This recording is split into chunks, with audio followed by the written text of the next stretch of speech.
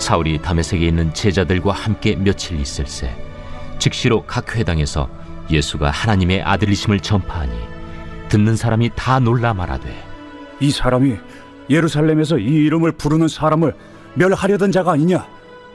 여기 온 것도 그들을 결박하여 대제사장들에게 끌어가고자 함이 아니냐?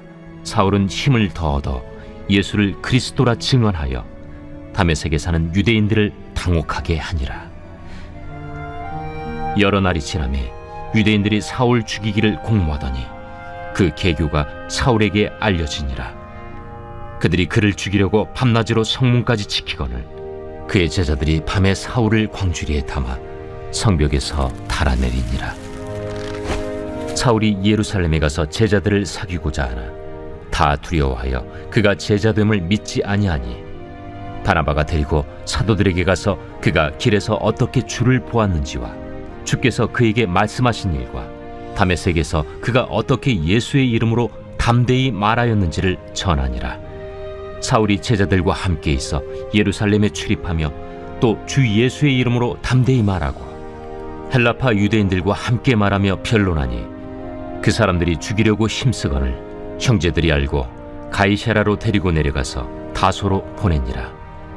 그리하여 온 유대와 갈릴리와 사마리아 교회가 평안하여 든든히 서가고 주를 경외함과 성령의 위로로 진행하여 수가 더 많아지니라.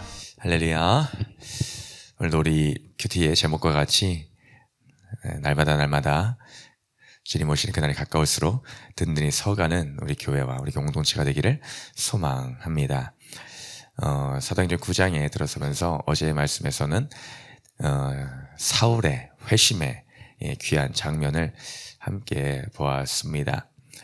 그 누구보다도 주를 믿는 자 크리스천들을 박해하는 일에 가장 앞장섰던 그 사울, 최선봉에 섰던 그 사울이 다메섹으로 또 예수 믿는 자들을 잡으러 가는 그 와중에 예수 그리스도를 만나는 놀라운 체험을 하게 됩니다. 그로 인해 그는 3일간 앞을 보지 못하는 상태였습니다. 그 시간은 사울에게 있어서 천지가 개벽할 놀라운 시간이었을 것입니다. 자기가 이제까지 어떻게 하나님을 믿어왔는데 그 열심으로 누구보다도 앞장서서 하나님 믿는 일에 최선을 다했던 그 바울, 그 지난 날의 인생 그 모든 순간순간들이 그 회개의 순간에 떠올랐을 것입니다.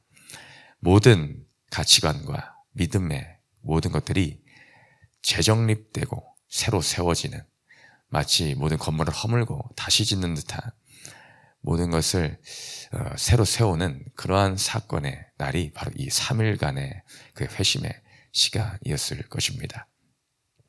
그 3일이 지난 뒤 아나니아에게 안수를 받고 그의 눈에서 비늘 같은 것이 벗어져 이내 새로운 눈이 뜨여져 앞을 보게 된 이 사울은 이제 그 전에 기존의 사울의 모습이 아닙니다. 그 하나님을 향한 믿음이 방향성이 잘못되었음을 깨달은 그는 그 방향이 재정립되어 그리스도가 곧 하나님이심을 깨달아 그의 자기의 열심의 모든 것들이 이제 그리스도를 향한 복음의 순수한 열정으로 사로잡히게 되고 맙니다. 그래서 그는 다메섹에 지금 머물고 있는데 그 즉시로 오늘 20절의 말씀과 같이 즉시로 이제는 회당에 나아가 예수가 하나님이다 는 것을 전파하는 전도자로 일순간에 변화받는 모습을 발견케 됩니다. 그러면서 그 주위에 있는 사람들의 반응이 어떻겠습니까? 아니, 다메섹에 온 것이 이 그리스도를 믿는 자들을 붙잡아 옥에 가두기 위해서 왔는데 어떻게 갑자기 저럴 수가 있는가라고 하며 오늘의 표현에 당혹감을 감출 수가 없었다다. 그들은 당혹할 수밖에 없습니다. 이게 진짜로 맞는 것인가? 믿을 수가 없다라는 거죠. 야, 얼마 전까지만 해도 그렇게 예수 믿는 자를 잡으려고 했던 자가 이제는 180도 바뀌어 예수를 전하는 자가 되었으니 그들 얼마나 황당하기 그지없겠습니까? 대체 무슨 일이 그에게 있었던 것인가? 라고 온 사방에 이 사울의 일로 들썩였을 것입니다. 그 사울의 이야기로 가득했을 것입니다. 이게 대체 무슨 일인가? 수근수근하며 큰 파장과 화제거리, 그 도마에 오른 것이 바로 이 사울의 일이 아닐 수가 없습니다. 이것은 예수를 잡아 죽이려도 했던 유대인 편에서도 마찬가지이고 그리스도인들 편에서도 마찬가지, 양쪽에서 난리가 났을 것입니다. 사울이 우리를 배신한 것인가? 배교의 길에 선 것인가? 라고 유대인들을 떠들었을 것이며, 또한 반대편에 있는 그리스도인들은 야, 이게 정말로 예수를 믿는 걸로 된 것이냐? 야, 믿지 못하겠는데 이것도 계략 아닌가? 이거 우리 예수 믿는 자를 색출해서 더 효율적으로 잡아 넣기 위해서 연기하는 건 혹시 아닐까라는 생각까지도 들었을 것입니다. 그런데 불구하고 사울은 진실로 회심한 자였으며 그는 담대하게, 그럴수록 어떤 변명도 없이 예수 그리스도의 이름만을 더 전하고 또 전하는 이 사울의 모습을 우리는 발견하게 됩니다. 그러므로 이 일을 통해서 오늘 마지막 절과 같이 든든히 그 교회가 서가고 주를 경외함과 성령에 위로하여 그 진행하여 그 수가 더 많아지는 덤덤덤 부흥의 역사가 일어나는 것을 우리는 발견하게 됩니다. 이 장면을 통해서 우리는 무엇을 깨달을 수 있을까? 이 사울의 모습을 통해 우리는 무엇을 배울 수가 있을까? 첫 번째로는 광야와 같은 시련, 그 시련의 광야는 나를 사명자로 준비시키는 훈련장이다는 것입니다. 이 사울은 좀 전까지만 해도 열정을 다해서 그리스도를 박해하는 자리에 있었습니다. 근데 그 편에서 180도 변하여 이제 예수를 증거하는 자가 되었으니 그에게는 이제 따라오는 것이 있습니다. 바로 시련과 박해입니다. 그것은 주를 믿는 제자들에게 이미 있었던 일이었습니다. 많은 종교 지도자들로 하여금 목숨의 위협을 받고 붙잡혀 옥에 갇힘을 당하는 일들이 수시로 있었습니다. 그 타겟이 이제 사울에게도 똑같이 일어나게 된 것이죠. 그러니 23절과 같이 여러 날이 지나면 유대인들이 사울을 죽이기를 공모하더니, 이제 유대인들의 제 첫 번째 1순위의 타겟이 사울이 되고 말았습니다. 이 사울은 이 유대인들에게 있어서 더욱더 큰 위협 요소로 바뀐 것입니다. 내 편에 있어서 가장 최우선에 섰던 자가 반대편에 선다라는 것은 최고의 위협 인물이 된 것이나 다름없습니다. 일반적인 세상의 업계에서도 마찬가지 않습니까? 능력 있는 어떤 기업에 능력자가 있다라고 해보십시오. 에이스가. 근데 그 에이스가 반대편에 서 있다라는 것은 최고의 위협입니다. 이것은 설명이 더 필요도 없는 것입니다. 이 사울의 이 회심의 이 역사는 유대인들의 편에서는 아주 비상경계 제1호입니다. 그러니 이 반대편에서 이 예수 그리스도를 증거하는 자가 되고 말았으니 이것은 이 우리들 세계에서 큰 요소가 되고 말았다. 우리를 위협하는 것이 되고 말았다. 그러니 길을 쓰고 죽이기를 공모하는 것이죠. 그래서 그것을 안 사울은 이제 제자들의 손에 그들로 인해서 이 광주리에 담아서 성벽에서 달아 내려서 도망자 신세가 되고 맙니다. 그가 이제 도망자 신세가 되면서 갈라디아서 1장을 보면은 그가 이제 아라비아 광야로 떠난 것을 알 수가 있습니다. 그럼 바로 제자들에게 합류한 것이 예루살렘으로 돌아가 바로 합류한 것이 아니라 그 중간 사이에 이 아라비아 광야라는 광야길에 오르게 됩니다. 그가 목숨의 위협을 받으며 편안한 생활을 할 수가 없이 그 모든 생활을 뒤로 하고 이제 환난과 핍박의 길 가운데 놓이게 된 것입니다. 예수를 그리스도로 고백하며 그분을 만났음에도 그 앞에 있는 것은 평탄한 길이 아니었습니다. 눈에 보이는 것 육신은 너무나 피곤하고 괴로운 그 길이었습니다. 그러나 불구하고 사도 바울은 거리낌 없이 예수 그리스도를 만났기에 그분이 참 진리인 것을 알았기에 그는 예수 그리스도를 말미암는 박해를 받는 편에 서는 선택을 하고 살아갑니다.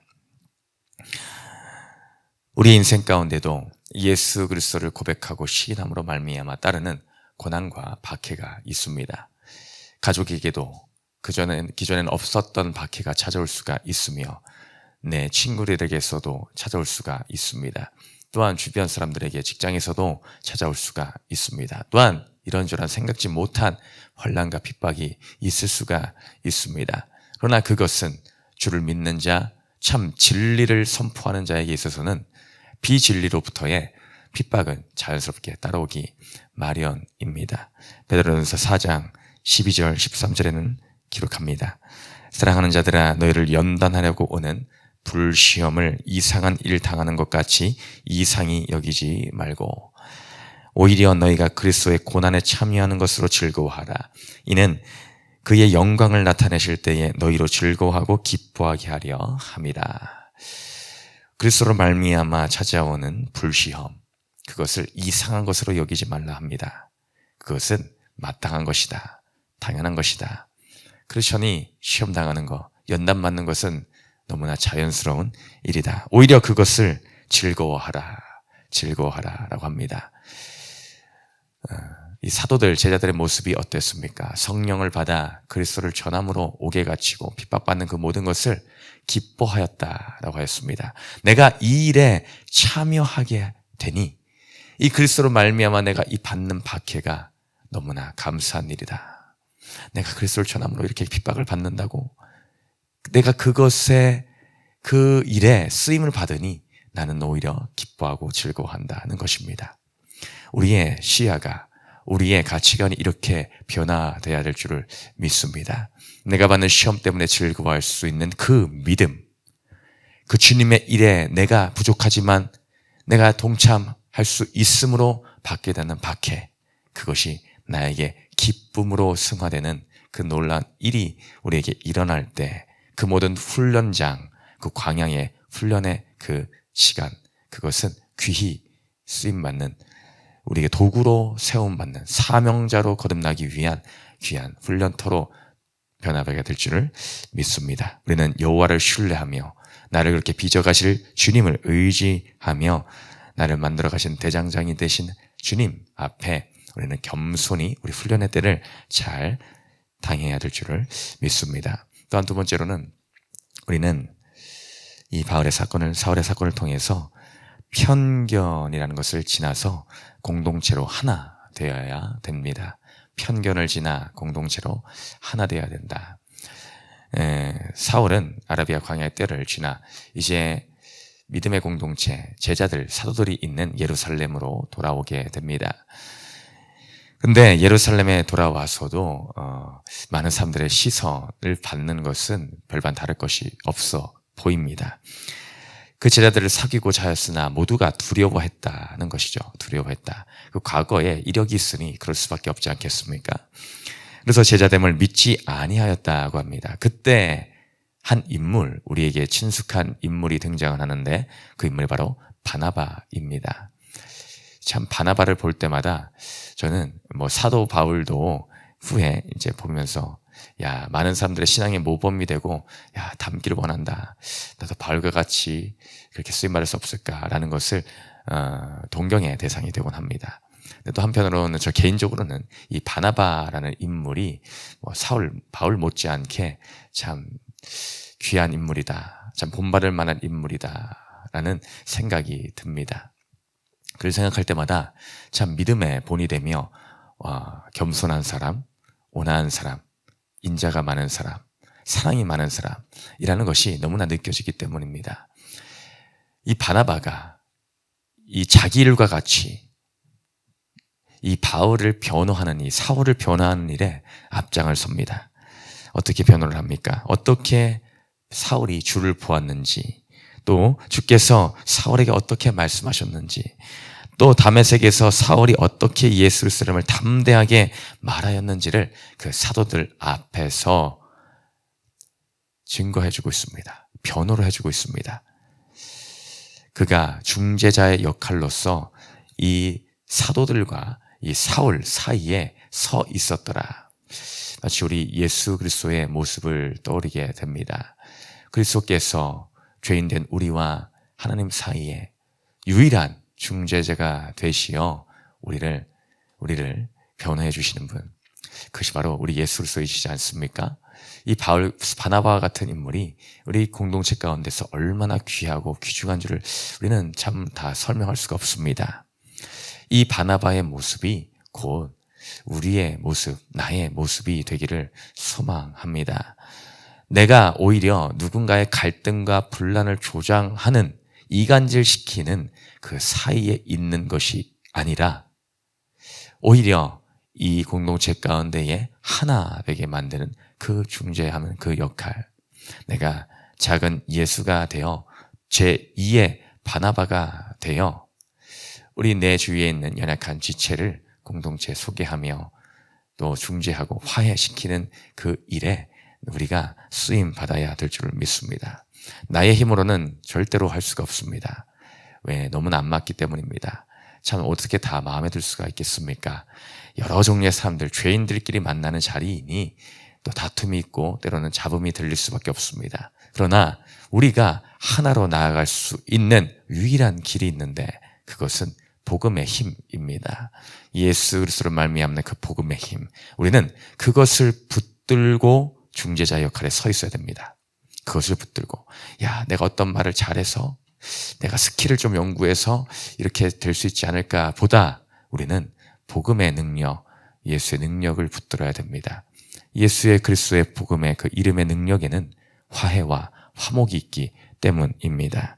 에베소서 2장 14절로 16절의 말씀과 같이 예수 그는 우리의 화평이신지라 둘로 하나를 만드사 원수된 것 곧 중간에 막힌 담을 자기 육체로 허시고 법조문으로 된 계명의 율법을 폐하셨으니 이는 이 둘로 자기 안에서 한 세 사람을 지어 화평하게 하시고 또 십자가로 이 둘을 한 몸으로 하나님과 화목하게 하려 하심이라.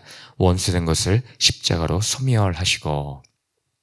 그리스도의 능력, 십자가는 바로 둘로 하나를 만드는 능력입니다. 하나님과 우리 사이 뿐만이 아니라 이웃과 이웃 사이의 분란을 하나로 만드는 일, 둘로 하나를 만들며 화평을 짓는 일, 그것이 복음의 능력이기 때문입니다. 오늘 공동체 가운데 또한 내 삶의 터전 가운데 누구와 분란이 일어나고 있습니까? 아니면 누구를 편견 어린 시선으로 바라보고 있습니까? 오늘도 사도 바울이 경험한 예수 그리스도, 그 십자가의 그 능력을 붙들므로 그 안에 평강과 화평의 회복이 일어나는 놀라운 역사가 있으시기를 주님의 이름으로 축복드립니다. 우리 세 번째 질문 읽고 마치겠습니다. 시작. 내가 겉모습에 대한 편견으로 가까이 다가서지 못하는 지체는 누구입니까? 기도하시겠습니다. 사랑의 주님, 예수 그리스도로 말미암아 그 복음의 능력, 성령의 힘으로 말미암는 든든히 서가는 이 교회 공동체가 일어나는 것을 발견케 됩니다. 주님, 사울이 만난 그 하나님, 예수 그리스도의 그 복음, 그것이 우리에게 실체가 되어 오늘도 우리에 맡겨진 그 자리에서 나에게 닥친 환난의 때를 날 연단하신 하나님의 그 뜻을 붙잡으며 잘 이겨나게 하여 주시고, 내가 편견 어린 그 시선과 잘못된 시선으로 바라보고 있는 지체가 있다면 예수 그리스도의 십자가 보혈의 그 사랑으로 회복되게 하여 주시고 우리가 하나 되는 공동체로 나가게 하여 주시옵소서. 감사드리며 예수님 이름으로 기도드렸습니다. 아멘.